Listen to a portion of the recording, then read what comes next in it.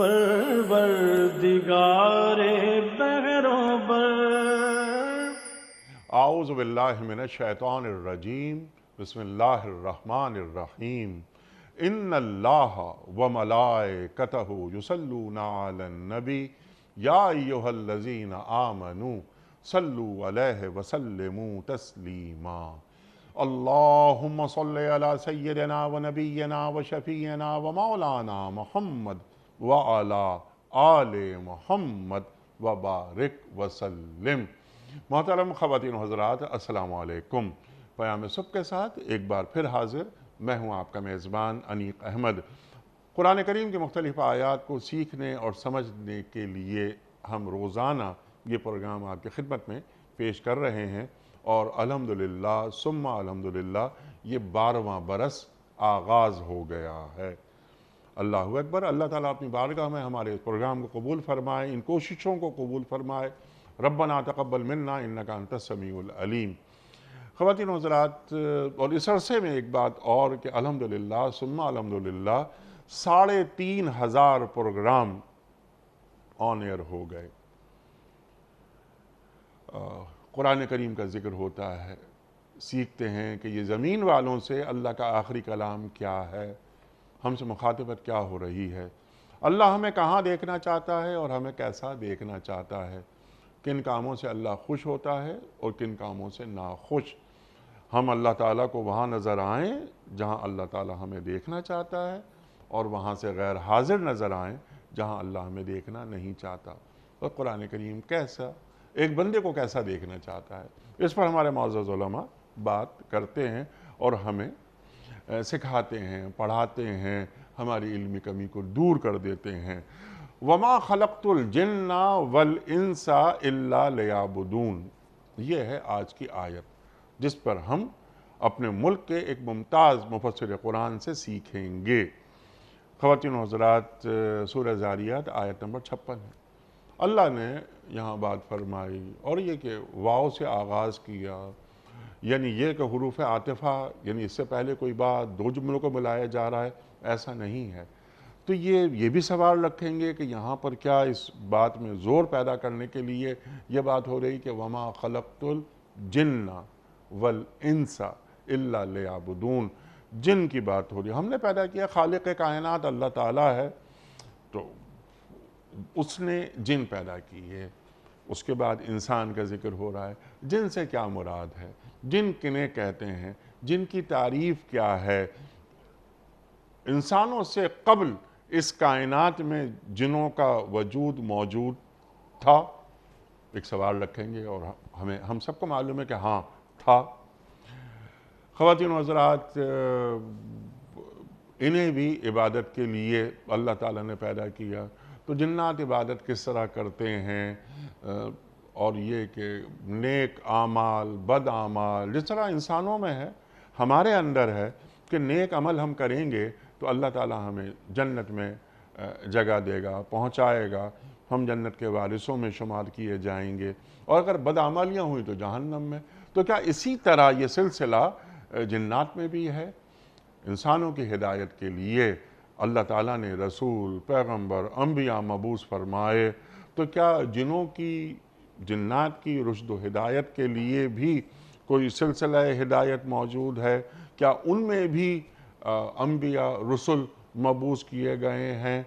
क्या इस हवाले से हमारे मौज़्ज़ज़ मेहमान हमें बताएंगे। ख़वातीन व हज़रात, फिर लियाबुदून, इंसान की बात होती है, जिन्नात के फौरी बाद अब इंसान कुरान करीम में इंसान को अल्लाह ताला किस किस अंदाज में पेश करता है, बताता है। फिर लक़द कर्रमना बनी आदम और इंसान, ये कुरान करीम में ये अल्फाज रखे गए हैं। बनी आदम में और इंसान के मानों में कोई फ़र्क है या नहीं, ये भी सीखेंगे अपने मुअज़्ज़ज़ मेहमान से। लक़द खलक़नल इंसान फ़ी अहसन तक़वीम, अल्लाह ताला ने कितना मर्तबा बुलंद कर दिया। सुम्मा रददनाहु अस्फला साफिलीन, ये भी अल्लाह फरमा रहा है, इंसान गिरता है तो फिर वो निचले तरीन तबके में चला जाता है। लक़द खलक़नल इंसान फ़ी कबद, अल्लाह ताला फरमा रहा है। خلق الانسان من صلصال کالفخار وخلق الجان من مارج من نار۔ یہاں انسان اور جن دونوں کا ذکر ہو گیا۔ بہت ساری باتیں اس ذیل میں آئیں گی۔ اور پھر لیعبدون، ہم نے جنات کو، انسانوں کو محض عبادت کے لیے پیدا کیا ہے۔ عبادت سے مراد محض نماز، روزہ، حج، زکوٰۃ، انفاق، صدقات، خیرات، قربانی، بس یہی، یا عبادت 24 گھنٹے اللہ کی غلامی کا نام ہے۔ خواتین و حضرات سیکھیں گے محترم ڈاکٹر سرفراز احمد آوان صاحب سے۔ تشریف فرما ہے لاہور میں۔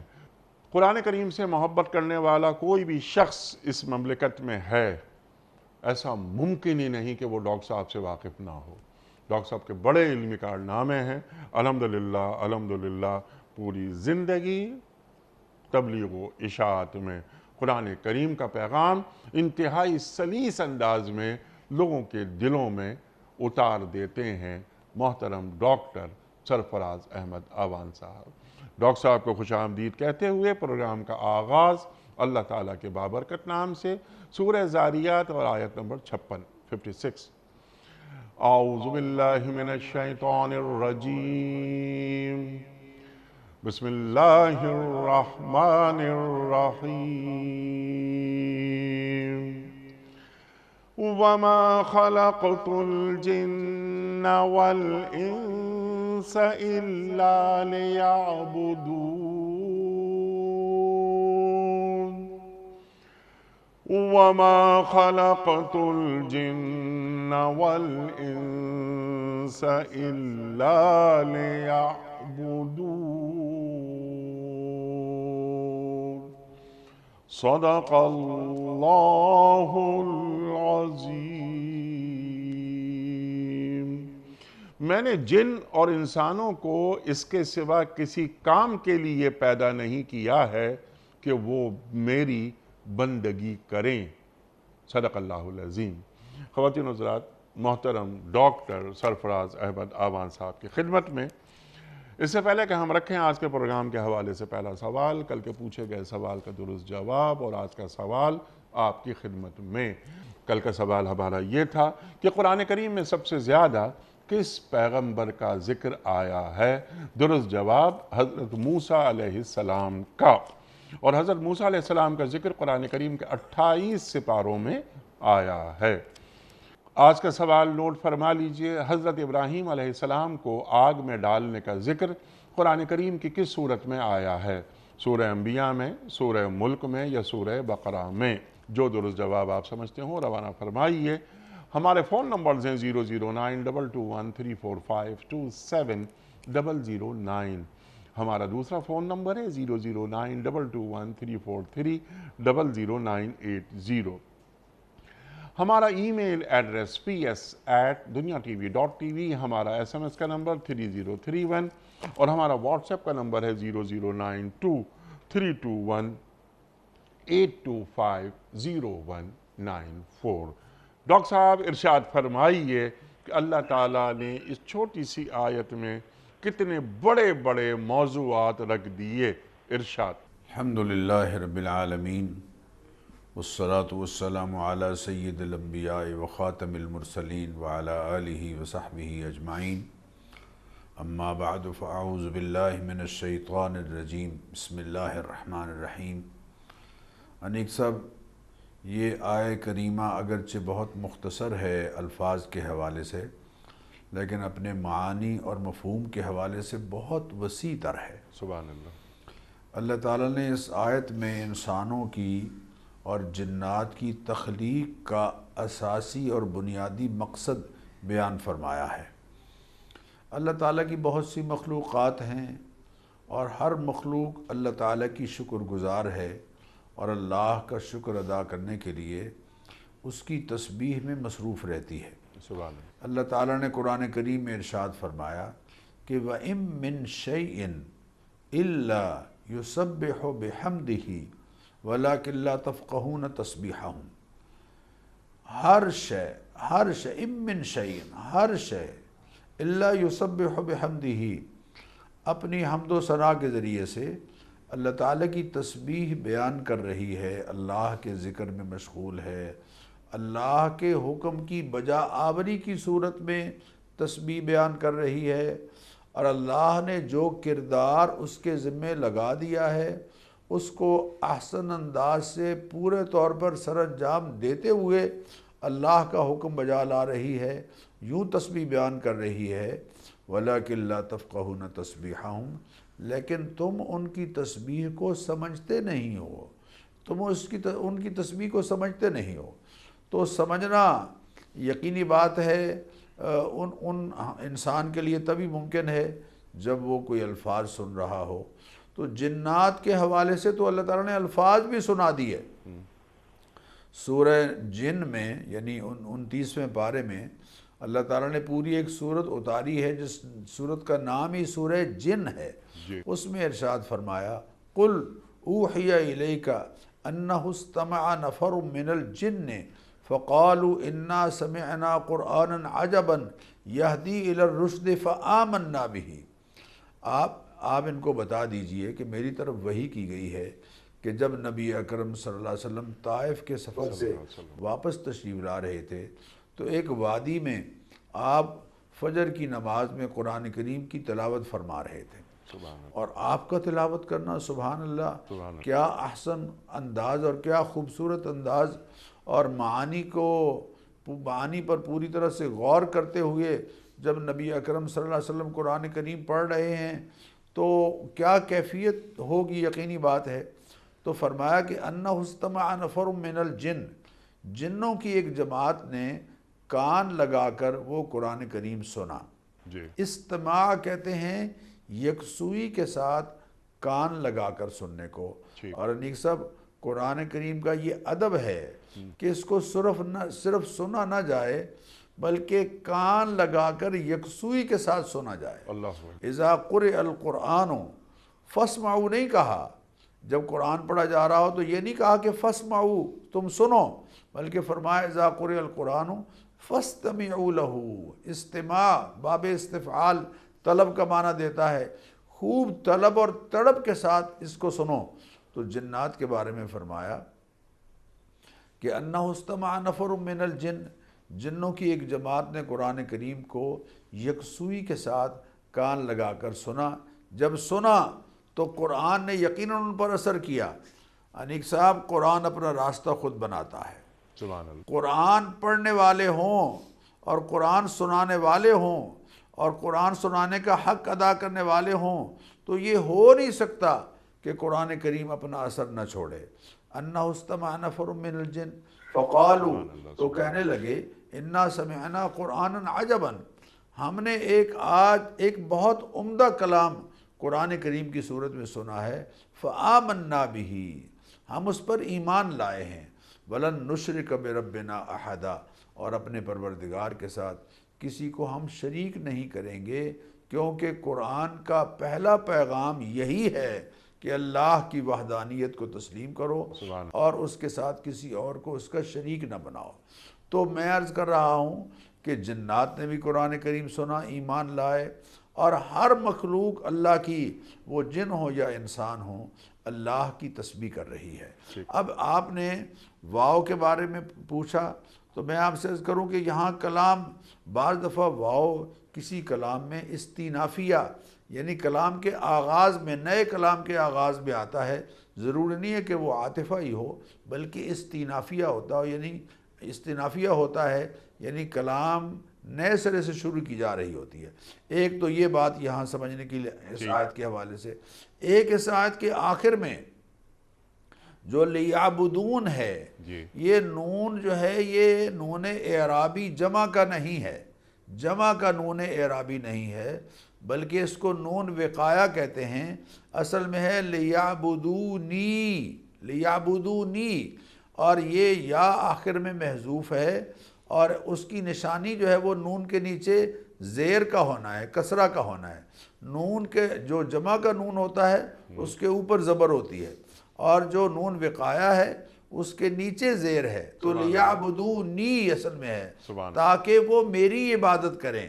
یا محذوف ہے اور اس کا جو حذف ہے اس کی نشانی نون کے نیچے کسرہ کا ہونا ہے۔ سبحان اللہ۔ اب آئیے اللہ تعالیٰ انسانوں کو بھی فرما رہے ہیں اور جنات کو بھی فرما رہے ہیں، ٹھیک۔ اور یقینی بات ہے تمام انبیاء علیہم الصلاۃ والتسلیمات اور خصوصاً نبی اکرم صلی اللہ علیہ وسلم کی ذات کریمہ کو اللہ تعالیٰ نے چونکہ ساری مخلوق کے لیے نبی کافۃ للناس نبی بنا کر بھیجا ہے، تو اس لیے جنات بھی یقیناً طبعاً آپ کی شریعت کے پابند ہیں۔ اب ان کی کیفیت کیا ہے، ان کے اعمال کی نوعیت کیا ہے، چونکہ یہ جن کا معنی ہی پوشیدہ ہونے کے ہیں تو لہذا وہ ہم سے تو پوشیدہ ہیں، اور وہ کیسے کرتے ہیں اعمال بجا لاتے ہیں ہم پر واضح نہیں ہیں، لیکن یہ یقینی بات ہے کہ وہ ان تعلیمات کے پابند ہیں جو اللہ تعالیٰ نے انسانوں کی طرف نبی اکرم صلی اللہ علیہ وسلم کے ذریعے سے اتاری ہے۔ ٹھیک، سبحان اللہ۔ اچھا، جنات انسان کی تخلیق سے پہلے اس دنیا میں موجود تھے؟ بے شک، بالکل ایسا ہے، بالکل ایسا ہے۔ اور فرشتوں نے جو کہا تھا نا کہ یا اللہ تو ایسے پیدا کر رہا ہے، انی جاعل فی الارض خلیفہ، قالوا اتجعل فیہا من یفسد فیہا ویسفک الدماء ونحن نسبح بحمدک ونقدس لک، تو فرشتوں نے اپنے تجربے کی بنیاد پر کہا تھا کہ جنات جو ہیں وہ آپس میں لڑ بھڑ کے یسفک الدماء خون بہا رہے ہیں اور بہت نقصان کر رہے ہیں، فساد کر رہے ہیں، تو ایسا نہ ہو کہ ایسی کوئی مخلوق آ رہی ہو جو آئندہ وہ خون بہائے اور فساد کرے۔ تو اللہ تعالیٰ نے جواب میں ارشاد فرمایا انی اعلم ما لا تعلمون، میں جانتا ہوں جو تم نہیں جانتے، جو آ رہا ہے وہ اللہ کی تخلیقی قدرتوں کا شاہکار ہوگا۔ سبحان اللہ۔ اللہ نے قرآن کریم میں انسان کا تذکرہ کرتے ہوئے فرمایا خلقتہ بیدی، میں نے اس کو اپنے ہاتھوں سے بنایا ہے، سبحان اللہ۔ وَنَفَخْتُ فِيهِ مِن رُوحِي، اور میں نے اس میں اپنی روح پھونک دی ہے، یعنی اپنی خاص روح جو میں نے پیدا کی ہے۔ لَقَدْ خَلَقْنَا الْإِنسَانَ فِي أَحْسَنِ تَقْوِيمٍ، آپ نے انٹرو میں بھی ذکر کیا کہ اللہ فرماتے ہیں کہ ہم نے انسان کو احسن تقویم بنایا ہے، اپنی تخلیقی قدرتوں کا شاہکار۔ وَالَّذِي خَلَقَكُمْ وَصَوَّرَكُمْ فَأَحْسَنَ صُوَرَكُمْ، اللہ نے تمہیں پیدا کیا ہے، تمہاری صورت کشی کی ہے، اور کینوس چھوٹا سا ہے، چھوٹا سا کینوس ہے، لیکن اسی میں 2 آنکھیں، ناک، کان، اسی میں پیشانی، اسی میں رخسار، اسی میں ٹھوڑی، اسی میں ہونٹ، لیکن ہر ایک کے دوسرے سے مختلف۔ اللہ اکبر، اللہ اکبر۔ اے اللہ تیرے خزانے کتنے وسیع ہیں اور تو کتنا عظیم مصور ہے۔ فَأَحْسَنَ صُوَرَكُمْ، اس نے تمہاری صورتوں کو بہت عمدہ بنایا ہے، بہت عمدہ بنایا ہے، اور بہت عمدہ بنا کر پھر یہ اعلان کیا هُوَ الَّذِي خَلَقَ لَكُم مَّا فِي الْأَرْضِ جَمِيعًا، اے انسان اپنے مقام کو پہچان، اللہ تیرے بارے میں فرما رہا ہے هُوَ الَّذِي خَلَقَ لَكُم مَّا فِي الْأَرْضِ جَمِيعًا، زمین میں جو کچھ ہے وہ سب کا سب ہم نے تیرے لیے پیدا کیا ہے۔ چاند، سورج اور ستارے ہیں ضیاء کے واسطے، کھیتیاں سرسبز ہیں تیری غذا کے واسطے، سارا جہاں تیرے لیے اور تو خدا کے واسطے۔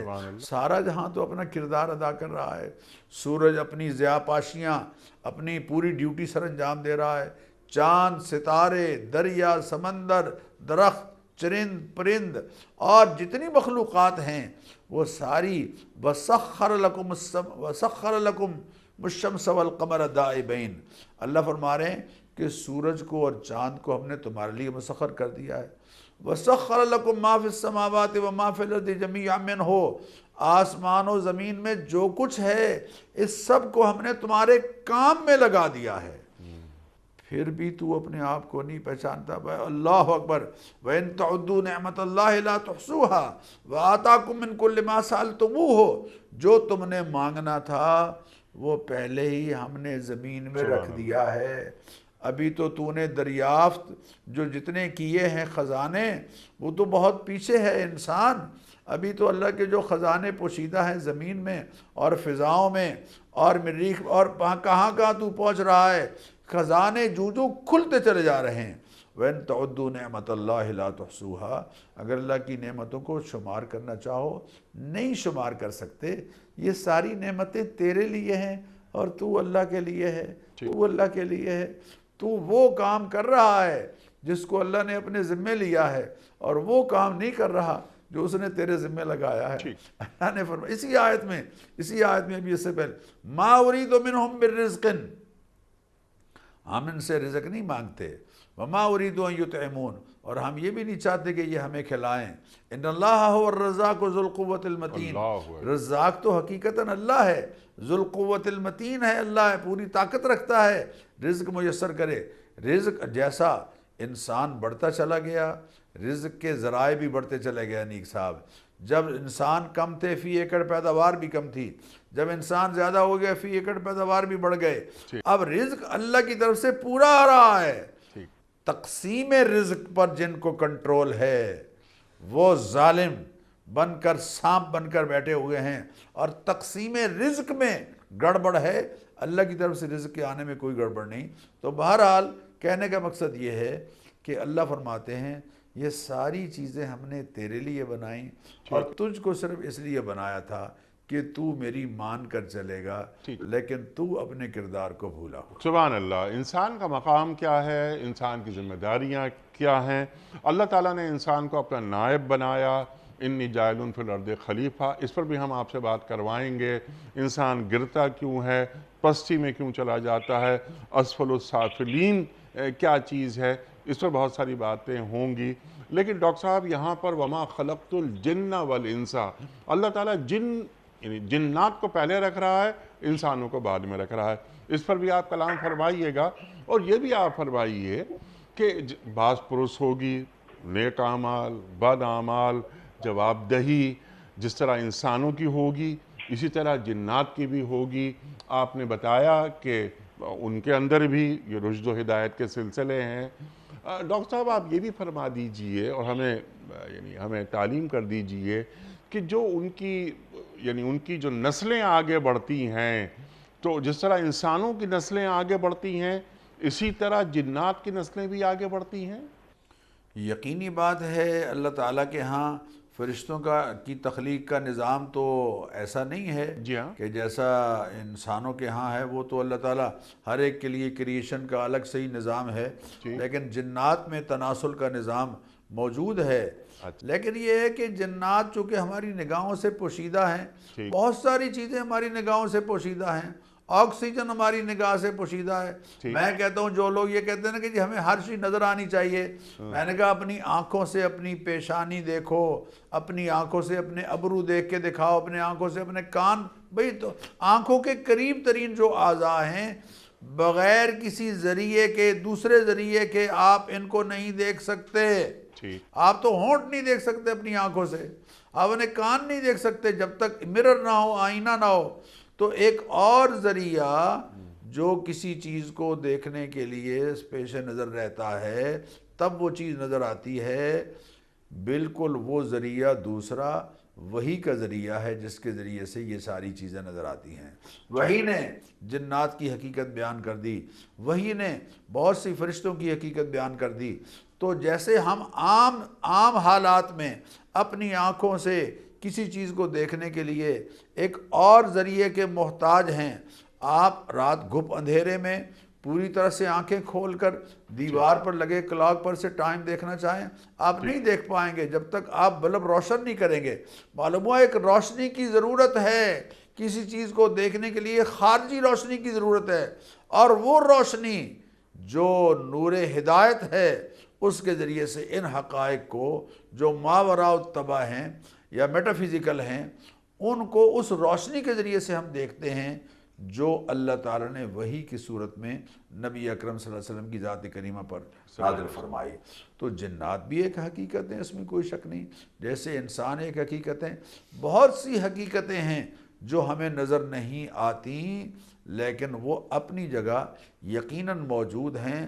آج کل تو اس بات کو سمجھنے کے لیے بہت زیادہ آسان ہو گئی ہے صورتحال کہ جو موبائل کے سگنلز ہیں وہ موجود ہیں، ہمارے کمرے میں، لیکن کس کو نظر آ رہے ہیں، کس کو نظر آ رہے ہیں؟ ٹھیک بہرحال یہ چھوٹی باتیں ہیں، ٹھیک ان کو بیان کرنا اتنا اہم نہیں، ٹھیک لیکن ہے میں چاہتا ہوں انیق صاحب، میں چاہتا ہوں ٹھیک کہ لیعبدون پر ذرا ٹھیک آپ ہے، توجہ یہ دیجئے۔ لیعبدون پہ انشاءاللہ آئیں گے ذرا سا ہم، اور یہ لیعبدون اور لیعرفون اس کے تعلق سے مفسرین نے کیا لکھا ہے، لیکن اس سے قبل ذرا ایک بات چھوٹی سی میں آپ کے سامنے رکھنا چاہ رہا ہوں، بلکہ اس سے قبل انسان کا جو مقام، ذمہ داریاں ہیں، وہ بھی ہم آپ سے سیکھنا چاہ رہے ہیں۔ لیکن ایک اور سوال ہمارے ذہن میں آتا ہے، انسانوں کے تعلق سے اللہ تعالیٰ قرآن کریم میں قدم قدم پر بات کرتا ہے نا، فَمَن يَعْمَلْ مِثْقَالَ ذَرَّةٍ خَيْرًا يَرَهُ وَمَن يَعْمَلْ مِثْقَالَ ذَرَّةٍ شَرًّا يَرَهُ، حساب کتاب ہوگا، خیر اور شر، خیر کا اجر دیا جائے گا، شر کی سزا دی جائے گی۔ تو پہلا سوال تو میرا یہ ہے کہ یہی چیز اور یہی عمل جنات کے ساتھ بھی ہوگا؟ اور ڈاکٹر صاحب، خلق الموت والحیات لیبلوکم ایکم احسن عملا، اللہ تعالیٰ بیان فرما رہا ہے آزمائشیں ہوتی ہیں انسانوں کے ساتھ چیک کرنے کے لیے کہ تم میں بہترین اعمال کس کے ہیں۔ تو کیا اس کا اطلاق جنات پہ بھی ہوتا ہے؟ اور اگر بد اعمالیاں جنات کریں گے تو انہیں بھی جہنم میں ڈالا جائے گا، جبکہ وہ خود آگ سے جنات پیدا ہوئے ہیں؟ یہ کچھ فرما دیجئے۔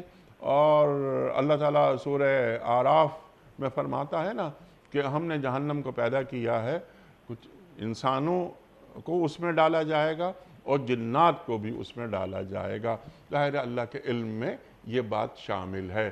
ارشاد فرمائیے، یہ دو تین باتیں میں نے آپ کی خدمت میں رکھی، پھر ہم ذرا انسان پہ آپ سے بات کروائیں گے اور پھر ہم لیعبدون پر آپ سے بات کروائیں گے۔ ارشاد۔ دیکھیے انیق صاحب، اللہ تعالیٰ آپ کو خوش رکھے کہ ہر فرد اپنے اعمال کا جواب دہ ہے۔ کل نفس بما کسبت رہینہ، ٹھیک ہر انسان، ہر فرد جنات میں سے بھی وہ اپنے اعمال کے بارے میں یقیناً جواب دہ ہے۔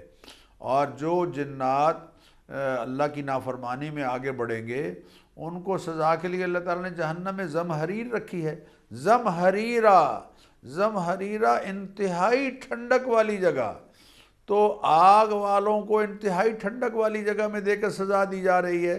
اور ویسے بھی میں کہتا ہوں کہ ہم انسان مٹی سے پیدا ہوئے ہیں، تو اب انسان کو اگر آپ مٹی کا ڈھیلا ماریں گے تو یقیناً اسے درد محسوس ہوگا، لیکن زمہریرہ قرآن کریم کے الفاظ ہیں کہ جو جہنم میں درجات کچھ ایسے بھی ہیں جو انتہائی ٹھنڈے ہیں، جن میں یہ سزا ان لوگوں کے لیے ہوگی جو آگ سے گویا بنائے گئے ہیں۔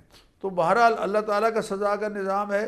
سزا اللہ کو پسند نہیں ہے کہ وہ سزا دے، انسانوں اور جنات کے اپنے اعمال ہیں جو ان کو سٹیج پر لے کے جائیں گے کہ بالآخر وہ سزا کے حقدار ٹھہریں گے۔ لیکن جو صاحبان ایمان ہوں گے، یقینی بات ہے ان کے لیے اللہ تعالیٰ کے ہاں اگر گناہوں کا کفارے کے طور پر وہ کچھ عرصہ رہے بھی تو وہ جنت میں یقیناً جائیں گے، اور جب جنت میں جائیں گے تو وہ ساری سزاؤں کو بالکل بھول کے جائیں گے۔ جنت کی نعمتوں میں جاتے ہی یہ ساری کیفیات ان کی بالکل بدل کر رہ جائیں گی۔ اب یہ ہے کہ اللہ تعالیٰ نے انسانوں اور جنات کو جو پیدا کیا ہے لیعبدون، تاکہ وہ میری عبادت کریں۔ عبادت کا جیسے آپ نے انٹرو میں فرمایا کہ ضروری نہیں ہے کہ نماز، روزہ، حج، زکوٰۃ جن کو ارکان اسلام کہا گیا ہے وہ بجا لانا یہی کافی ہے۔ نہیں، عبادت کا معنی ہے اللہ کی مان کر زندگی گزارنا، آسان ترین معنی۔ دیکھیں انیق صاحب، آپ ذرا دیکھ لیجئے، نماز کو ہم عبادت کہتے ہیں، ہے بھی عبادت، اس میں کوئی شک نہیں، لیکن نماز اس وقت عبادت ہے جب اللہ کے حکم کے مطابق بجا لائی جائے گی۔ اللہ تعالیٰ نے فرمایا اپنے حبیب کریم علیہ الصلوۃ والتسلیمات کے ذریعے سے کہ جب سورج طلوع ہو رہا ہو یا سورج ڈھل رہا ہو یا سورج غروب ہو رہا ہو، اس وقت آپ نماز نہیں پڑھیں گے۔ اگر پڑھیں گے تو یہ نماز بجائے ثواب کے الٹا گناہ ہوگی۔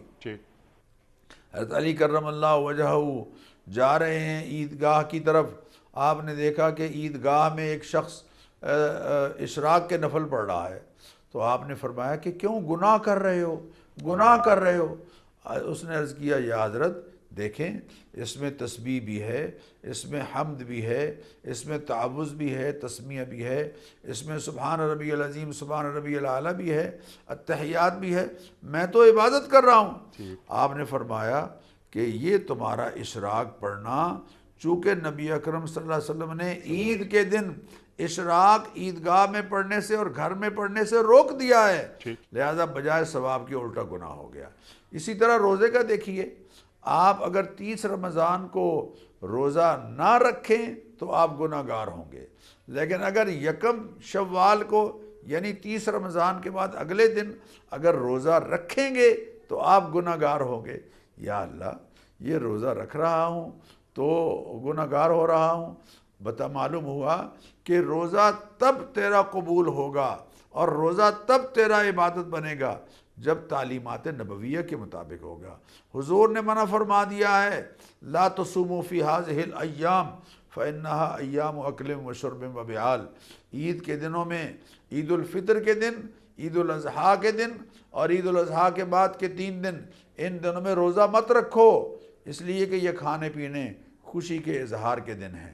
اسی طرح آپ حج کو دیجیے انیک صاحب، ایک آدمی سارا سال میدان عرفات میں بیٹھا رہے، سارا سال میدان عرفات میں بیٹھا رہے، لیکن جب اس کو معلوم ہوا کہ 8 تاریخ کو خانہ کعبہ بالکل خالی ہو گیا ہے اور تمام حجاج عازمین حج آ گئے ہیں مینا میں اور 9 کو انہوں نے آ جانا ہے عرفات میں، تو یہ 9 تاریخ سے پہلے چلا جاتا ہے خانہ کعبہ میں اور خانہ کعبہ کا دروازہ اس کے لیے کھول دیا جاتا ہے، اور یہ خانہ کعبہ کے اندر 9 ذی الحجہ کا دن اور 9 ذی الحجہ کی رات گزارتا ہے، ساری رات گزار دیتا ہے، سارا دن گزار دیتا ہے خانہ کعبہ کے اندر۔ یہ حاجی نہیں کہلائے گا، حاجی نہیں کہلائے گا، عبادت گزار کہلائے گا۔ دوسری طرف ایک آدمی بیمار ہے اور اس کو ایمبولنس میں ڈال کے 9 تاریخ کے دن میں یا 9 کی رات میں میدان عرفات میں کچھ دیر کے لیے ٹھہرایا گیا، وہ حاجی کہلائے گا۔ یا اللہ، یہ ماجرا کیا ہے؟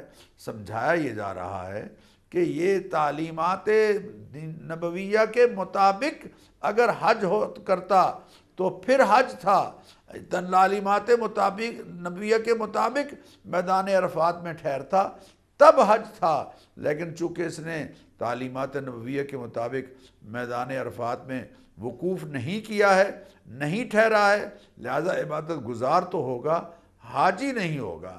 نماز کی مثال لیجیے انیک صاحب، نماز کے اندر ایک آدمی کھڑا ہے اور ہنسنا شروع کر دیتا ہے اور رکوع اور سجدے والی نماز ہے تو اور اس کے ہنسی اس کو خود سنائی دیتی ہے تو اس کی نماز ٹوٹ جاتی ہے، اور اگر کہکا مار کے ہنستا ہے اور سجدے اور رکوع والی نماز ہے تو اس کا وضو بھی ٹوٹ جاتا ہے۔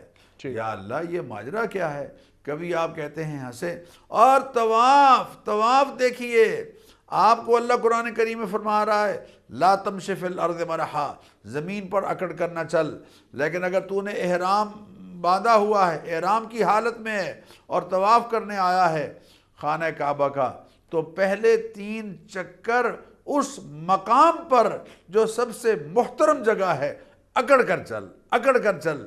یہاں اکڑ کر چلنا عبادت ہے، یہاں اور دوسری طرف اکڑ کر نہ چلنا عبادت۔ معلوم ہوا اکڑ کر چلنا نہ چلنا، ہنسنا نہ ہنسنا، کہکا مارنا نہ مارنا، روزہ رکھنا نہ رکھنا اور اللہ اکبر نماز پڑھنا نہ پڑھنا، یہ ساری چیزیں ایک طرف، اصل چیز ہے اللہ کا حکم ماننا۔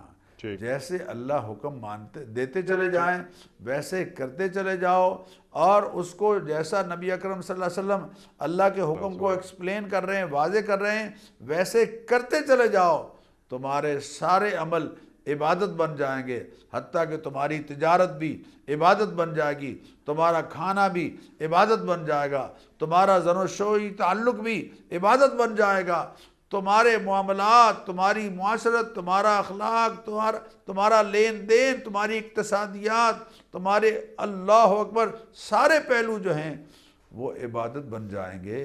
اس لیے کہ انسان کو اللہ نے پیدا ہی عبادت کے لیے کیا۔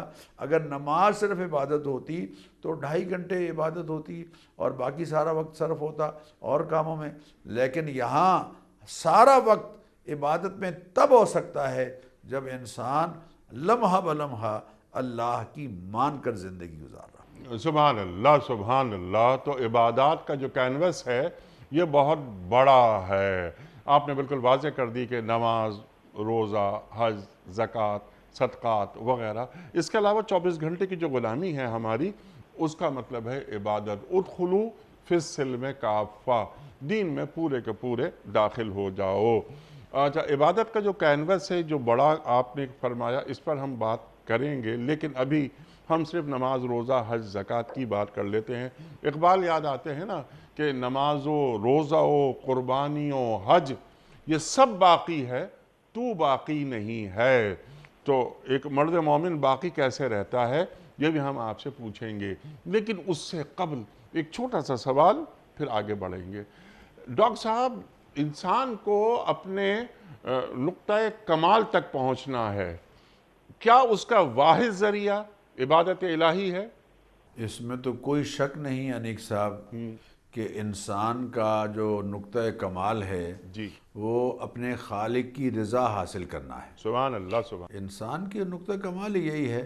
سبحان اللہ۔ جنت تو ایک جگہ ہے نا جی، جنت تو ایک جگہ ہے، اور ہم انکار نہیں کرتے۔ جنت بھی یقیناً اللہ تعالیٰ کی نعمتوں میں سے ایک نعمت ہے جو انسانوں کو میسر ہوگی، یقیناً اس کے فرما برداروں کو۔ لیکن اصل یہ ہے کہ اللہ کی رضا حاصل کرنا اصل کمال، اور اللہ کی رضا حاصل کرنے کے لیے ان تمام طریقوں کو اختیار کیا جائے گا جن کی تعلیم وحی کی روشنی میں انسانوں کو دی گئی ہے۔ سبحان اللہ۔ حضور اکرم صلی اللہ علیہ وسلم نے اعمال میں، ابھی جو آپ فرما رہے ہیں نا کہ سب کچھ باقی ہے لیکن تو باقی نہیں ہے، اس لیے باقی نہیں ہے کہ اعمال میں روح نہیں رہی، اعمال کی روح نہیں رہی۔ آپ صلی اللہ علیہ وسلم نے ایک موقع پر نماز کا ذکر کیا اور روزے، زکوٰۃ، حج، زکوٰۃ، صدقات، خیرات، وَذَكَرَ سِهَامَ الْخَيْرِ كُلَّهَا، خیر کے جتنے کام ہیں ان سب کا آپ صلی اللہ علیہ وسلم نے تذکرہ کیا اور فرمایا یجزا یوم القیامت الا بقدر عقلہ، کہ انسانوں کو ان اعمال کی جزا ملے گی جو شعوری کیفیت کے ساتھ بجا لائے گا۔ وما یجزا یوم القیامت الا بقدر عقلہ، انسانوں کو جو جزا دی جائے گی وہ شعوری کیفیت کے ساتھ بجا لائے گئے اعمال۔ اللہ تعالیٰ بے شعور انسانوں کو پسند نہیں کر رہا۔ اللہ تعالیٰ تو ان شر الدواب عند اللہ الصم البکم الذین لا یعقلون، بدترین چوپائے ہیں وہ لوگ جو گنگے بہرے بن کر زندگی گزارتے ہیں، عقل و شعور سے کام ہی نہیں لیتے۔ اللہ تو ان کو شر الدواب فرما رہا ہے۔ تو اس لیے انسان جو کمال سے نیچے زوال کی طرف جا رہا ہے، اس کی بڑی وجہ یہ ہے انیک صاحب کہ عبادات رسمی طور پر بجا لائی جا رہی ہیں، عبادات عادت کے طور پر عبادت عادت کے طور پر بجا لائی جا رہی ہے کہ عادت ہے، ماں باپ سے عادت ڈال دی ہے انہوں نے۔ تو ہم دو باتیں ڈاکٹر صاحب آپ نے فرمائی، ایک تو کہ عبادات میں روح باقی نہیں رہی، دوسری بات آپ نے فرمائی کہ رسمی طور پر ادا کی جا رہی ہیں۔ تو مجھے اقبال کا ایک مصرع یاد آ جاتا ہے، اللہ اکبر، کہ رہ گئی رسم اذاں روح بلالی نہ رہی۔ تو مؤذن تو اذان دے رہا ہے لیکن ایک اذان حضرت بلال بھی دیتے تھے رضی اللہ تعالیٰ عنہ۔ بالکل بالکل، وہ تو رونگٹے کھڑے ہو جانے والی بات ہے نا جی۔ الذین اذا ذکر اللہ وجلت قلوبہم واذا تلیت علیہم آیاتہ زادتہم ایمانا وعلی ربہم یتوکلون، کہ جب اللہ کا ذکر آئے اذان کی صورت میں، اللہ اکبر، اشہد ان لا الہ الا اللہ اشہد ان محمد رسول اللہ، تو صاحبان ایمان کے رونگٹے کھڑے ہو جائیں۔ اللہ قرآن کریم میں فرما رہے ہیں اولئک ھم المؤمنون حقا، سچے کھرے یہ لوگ ہیں جن کو احساس ہو کہ ایک پروردگار ہمیں بلا رہا ہے، سبحان اللہ۔ ہماری کامیابی کی طرف بلا رہا ہے، ہماری فلاح کی طرف بلا رہا ہے، ہمیں سرخروئی اور سرفرازی کا سرٹیفکیٹ دینے کے لیے بلا رہا ہے، تو کیوں ہمارے تو کان پر جو نہیں رینگتی، ہمیں تو احساس نہیں ہوتا، بلکہ لوگ اذان کا سن کر خاموشی کے ساتھ اس کو سننا بھی گوارا نہیں کرتے، جبکہ نبی اکرم صلی اللہ علیہ وسلم نے اذان سننے کے آداب بیان فرمائے ہیں۔ خاموش رہ کر انہیں سنا جائے، خاموش رہ کر انہیں سنا جائے۔ کہتے ہیں، میں کوئی مصدقہ بات نہیں کر رہا، لیکن سنی ہے کہ زبیدہ جنت میں چلی گئیں، تو خواب میں بعد میں آئیں جب ملکہ زبیدہ، تو کسی نے پوچھا خاتون نے کہ آپ جنت میں گئی ہیں؟ ان کا ہاں، جنت میں اللہ تعالیٰ نے مجھے بھیجا ہے مہربانی سے۔ کہ تمہارا عمل کیا تھا؟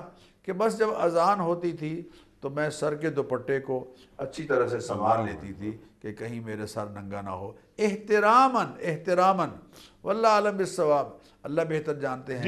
لیکن یہ ہے کہ ایک سلیقہ ہے اذان کا، اللہ تعالیٰ کے نام کی بڑائی کا احساس۔ تو اس لیے میں آپ سے عرض کروں کہ یہ ہمیں اپنے معاشرے میں اس بات کی طرف غور کرنا چاہیے کہ عبادت میں جو روح ختم ہو رہی ہے، ختم ہو چکی ہے، بلکہ اللہ معاف فرمائے، اور جو پڑھ رہے ہیں کتنی پرسنٹیج ہے ان کی، آپ غور کر لیجئے کتنی پرسنٹیج ہے جو نماز پڑھتے ہیں اور جمعہ پڑھتے ہیں، وہ ان کی پرسنٹیج کیا ہے، اور جو عید میں آتے ہیں ان کا تناسب کیا ہے، لیکن وہ بھی عادتاً میکینیکل عبادت بنا، ایک میکینیکل انداز میں عبادت، جس جانب آپ نے اشارہ فرمایا۔ کبھی میں اپنے آپ سے سوال کروں کہ جو سجدہ اللہ تعالیٰ کو مطلوب ہے، کیا اپنی پوری زندگی میں نے کوئی ایک سجدہ بھی ایسا کیا؟ اللہ اکبر، اللہ اکبر، اللہ اکبر، اللہ اکبر۔ اللہ تعالیٰ تو قرآن کریم میں فرما رہے ہیں کہ سجدہ کر اور میرے قریب ہو جا۔ تو میں نے کبھی اس قرب کو محسوس کیا ہے یا نہیں کیا؟ میں اس قرب کو محسوس کر رہا ہوں۔ ایک صاحب نے سوال کیا ایک ساتھی سے کہ جی حضرت آپ سجدہ بہت لمبا کرتے ہیں، تو انہوں نے بڑا پیارا جواب دیا، انہوں نے کہا یار سر اٹھانے کو جی نہیں چاہتا، کیونکہ یہ سجدہ اللہ کے قدموں میں ہو رہا ہے۔ اللہ اکبر، اللہ اکبر۔ لیکن ہم تو ایک سپیڈ میں جاتے ہیں اور پیشانی ٹیک کے فوراً اٹھا لیتے ہیں، اور ہمیں معلوم ہی نہیں ہوتا کہ ہم نے یہ سجدہ کس کے حضور میں کیا ہے اور کس احساس کے ساتھ کیا ہے۔ یہ احساس کیسے پیدا ہوگا؟ وَمَا خَلَقْتُ الْجِنَّ وَالْإِنسَ إِلَّا لِيَعْبُدُونَ۔ لیکن ڈاکٹر صاحب آپ تو ہمارے استاد ہیں، ہم آپ سے سیکھتے ہیں۔ بعض مفسرین نے لیعبدون کو لیعرفون قرار دیا ہے، تو کہ اللہ تعالیٰ کی معرفت کے لیے جب معرفت ہوگی تو پھر عبادت، اور جس طرح آپ نے فرمایا کہ عبادت کی روح وہ پیدا ہوگی، رسم نہیں رہے گی۔ بالکل ارشاد۔ بالکل، اس میں کوئی شک نہیں، جو مفسرین نے رائے دی ہے وہ بڑی خوبصورت رائے ہے، اس لیے کہ عبادت کا اعلیٰ درجہ اور عبادت کے نتیجے میں حاصل ہونے والی منزل وہ معرفت ربانی ہے۔ معرفت ربانی عبادت کے ذریعے سے حاصل ہونے والی منزل ہے۔ اللہ کی پہچان حاصل ہو جائے، اللہ کی معرفت نصیب ہو جائے، اللہ کا قرب نصیب ہو جائے، اللہ تعالیٰ خود بندے کو اپنا بندہ کہنے والے اور تسلیم کرنے، اور اللہ اپنے بندے کو محبوبیت کے درجے میں لے جانے والا بن جائے۔ ایک سٹیج ایسی آتی ہے نیک صاحب جب انسان اللہ تعالیٰ کے قرب کی منزلیں حاصل کرتا ہوا آگے بڑھتا ہے تو خود اللہ اس کو اپنا محبوب بنا لیتے ہیں، اور جب محبوب بنا لیتے ہیں ما یزال یتقرب عبدی بالنوافل، حدیث میں جس میں آیا ہے کہ نوافل کے ذریعے سے بندہ، نفلی اعمال کے ذریعے سے میرا بندہ میرے قریب ہوتا چلا جاتا ہے، یہاں تک کہ میں اس کی آنکھیں بن جاتا ہوں، اس کے ہاتھ بن جاتا ہوں، اس کی زبان بن جاتا ہوں۔ یعنی زبان سے پھر وہی کلمہ نکلتا ہے جو اللہ چاہتا ہے، پھر آنکھیں اسی کو ہی دیکھتی ہیں جس کو دیکھنے کی اللہ اجازت دیتا ہے، پھر کان وہی سنتے ہیں جو اللہ کو پسند ہے۔ تو یہ سٹیج جو انسان کو حاصل ہو، اس کے لیے ضروری ہے کہ انسان جو اعمال ہیں ان کو پابندی سے بجا لاتا رہے. کہیں خدا را ان اعمال کی ہم نفی نہیں کر سکتے. وہ جو کچھ لوگ کہتے تھے نا کہ نحن وصلنا، ہم پہنچے ہوئے لوگ ہیں، فلا حاجت لنا الی الصلاۃ والصوم، یہ عجمی تصوف نے جو جاہل صوفی پیدا کیے ہیں، جو یہ کہتے ہیں کہ نماز روزے کی کوئی ضرورت نہیں، بس کہتے ہیں جناب دیکھیے یہ ایک حقیقت ہے، ایک معرفت ہے، ایک شریعت ہے، ایک طریقت ہے، اور طریقت میں یہ نماز روزے کی کوئی حیثیت نہیں، معرفت حاصل ہو جائے بس. حالانکہ شیخ ولی حضرت علی حجویری رحمۃ اللہ علیہ نے بہت خوبصورت بات ارشاد فرمائی. انہوں نے فرمایا لا الہ الا اللہ حقیقت ہے اور محمد الرسول اللہ شریعت ہے، اور اس کو جان لینے کا نام معرفت ہے اور اس پر عمل کرنے کا نام طریقت ہے. لہذا اس میدان سے نکل کر اگر کوئی یہ کہتا ہے کہ ہم پہنچی ہوئی سرکار ہیں، ہمیں نماز روزے کی کوئی ضرورت نہیں، ان کے بارے میں بزرگوں نے فرمایا تھا انہم وصلوا، واقعتاً وہ پہنچے ہوئے ہیں، ولیکن وصلوا فی سقر، لیکن پہنچے ہوئے جہنم میں ہیں. اس لیے کہ جنت تک پہنچنے کا تو ایک ہی راستہ ہے، اور وہ ہے اتباع سید کائنات صلی اللہ علیہ وسلم، محبت سید کائنات صلی اللہ علیہ وسلم، عظمت سید کائنات صلی اللہ علیہ وسلم. آپ کی اتباع کا راستہ ہی انسان کو محبوبیت ربانی کے درجے پر پہنچاتا ہے. قل ان کنتم تحبون اللہ فاتبعونی یحببکم اللہ. اے لوگو آپ ان سے کہہ دیجئے اگر تم چاہتے ہو، اگر تم دعوے دار ہو کہ تم اللہ تعالیٰ کے ساتھ محبت کرنے والے ہو تو میری پیروی کرو. جب میری پیروی کرو گے تو پھر پہلے تم اللہ کو محبوب بنا رہے تھے، اب اللہ تمہیں اپنا محبوب بنا لے گا. تو اللہ کا محبوب بننے کے لیے اتباع سید کائنات اولین شرط ہے انیق صاحب، اور اتباع سید کائنات ہی عبادت ہے. ہر وہ عبادت جس پر نبی اکرم صلی اللہ علیہ وسلم کی کنفرمیشن اور اپروول نہیں ہے، عبادت کی جتنی شکلیں لوگوں نے اختیار کر رکھی ہیں اور ان پر نبی اکرم صلی اللہ علیہ وسلم کی تصدیقی مہر نہیں ہے، آپ کی کنفرمیشن اور اپروول نہیں ہے، وہ عبادت ریجیکٹڈ ہے. کل قیامت کے دن کھوٹے سکے کی صورت میں اس کو رد کر دیا جائے گا، اور فرشتے کہیں گے انک لا تدری ما احدثوا بعدک، تو آپ فرمائیں گے سحقن سحقن، میری آنکھوں سے دور ہو جاؤ، میری آنکھوں سے دور ہو جاؤ. اس لیے کہ عبادت میں اسی کو قبول کروں گا جس پر میری تصدیقی مہر ہوگی، اور یہ ہے وما خلقت الجن والانس الا لیعبدون. سبحان اللہ. سند سرکار دو عالم صلی اللہ علیہ وآلہ وسلم کی. اللہ اکبر فعبد حتی یاتیک الیقین. اللہ کی عبادت کیے جاؤ یہاں تک کہ تمہیں موت آ جائے. ڈاکٹر صاحب یہ قرآن کریم فرما رہا ہے، یہ آیت ابھی تلاوت کرنے کا شرف میں نے حاصل کیا. ڈاکٹر صاحب میں آپ کا بڑا ممنون، بڑا شکر گزار. اللہ تعالیٰ آپ کو خوش رکھے اور اسی طرح آپ ہمارے پروگرام میں آتے رہیں اور ہمیں سکھاتے رہیں، سمجھاتے رہیں اور قرآن کریم کا علم ہم تک منتقل کرتے رہیں. ڈاکٹر سرفراز احمد اعوان صاحب کے ہم بڑے شکر گزار ہیں. خواتین حضرات بقیہ مکمل ہو گیا ہمارے آج کے پروگرام کا کوئز. کل کا سوال ہمارا یہ تھا کہ قرآن کریم میں سب سے زیادہ کس پیغمبر کا ذکر آیا ہے؟ درست جواب حضرت موسیٰ علیہ السلام کا. حضرت موسیٰ علیہ السلام کا ذکر قرآن کریم کے 28 پاروں میں آیا ہے. حضرت ابراہیم علیہ السلام کو آگ میں ڈالنے کا ذکر قرآن کریم کی کس صورت میں آیا ہے؟ سورہ انبیاء میں، سورہ ملک میں یا سورہ بقرہ میں؟ جو درست جواب آپ سمجھتے ہوں روانہ فرمائیے. ہمارے فون نمبرز ہیں 00922134527 ہمارا دوسرا فون نمبر ہے 0092213430090. ہمارا ای میل ایڈریس ps@dunyatv.tv. ہمارا SMS کا نمبر 3031 اور ہمارا واٹس ایپ کا نمبر ہے 00923218250194. وقت ہے قرآن دازی کا. کراچی میں کوئی مہمان موجود نہیں، یہ ذمہ داری میں ادا کر رہا ہوں اور یہ پرچی آفتاب احمد خان صاحب پشاور سے، آفتاب احمد خان صاحب پشاور سے آپ کی خدمت میں دنیا ٹی وی کی جانب سے دینی کتب پر مشتمل گفٹ ہیمپر آپ کے گھر بذریعہ کوریئر روانہ کیا جا رہا ہے۔ آپ کو بہت بہت مبارک ہو۔ اختتام ہوتا ہے پیام صبح کا روزانہ ایک قول پر، اور وہ قول ہوتا ہے صاحب نہج البلاغہ امیر المومنین حضرت علی مرتضیٰ کرم اللہ وجہہ کا۔ آپ فرماتے ہیں قابل اعتماد لوگوں کے بارے میں بدگمانی کی بنیاد پر فیصلہ کرنا انصاف نہیں۔ قابل اعتماد لوگوں کے بارے میں بدگمانی کی بنیاد پر فیصلہ کرنا انصاف نہیں۔ سبحان اللہ سبحان اللہ۔ اپنے میزبان انیق احمد کو کل تک کے لیے اجازت دیجیے۔ خدا حافظ۔ پروردگار بحروں پر